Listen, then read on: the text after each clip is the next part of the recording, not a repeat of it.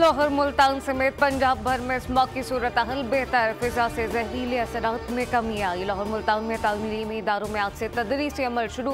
पंजाब हुकूमत के नोटिफिकेशन के मुताबिक तमाम तलबा स्टाफ के लिए मास्क का इस्तेमाल लाजमी है। गैर निसाबी सरगर्मियों पर पाबंदी रहेगी।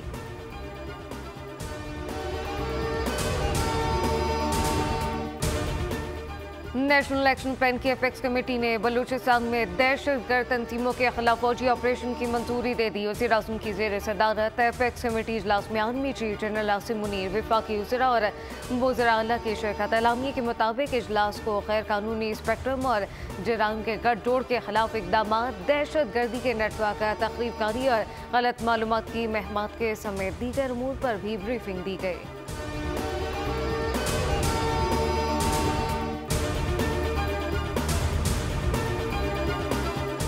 फैसला करना है, धरने और लॉन्ग मार्च करें या तरक्की के लिए काम करें। क्या धरना पाकिस्तान के मफाद में है?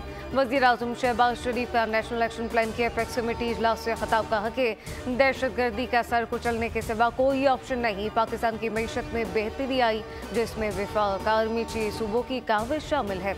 सूबों ने IMF प्रोग्राम के लिए वफाक की मदद की।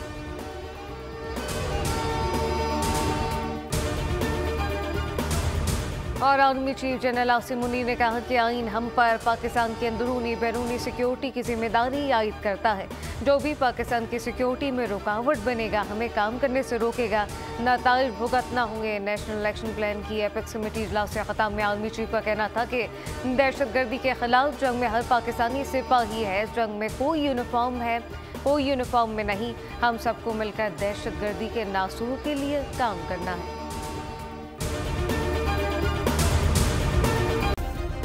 सब्सक्राइब करें और बेल दबाएं ताकि कोई खबर रह न जाए।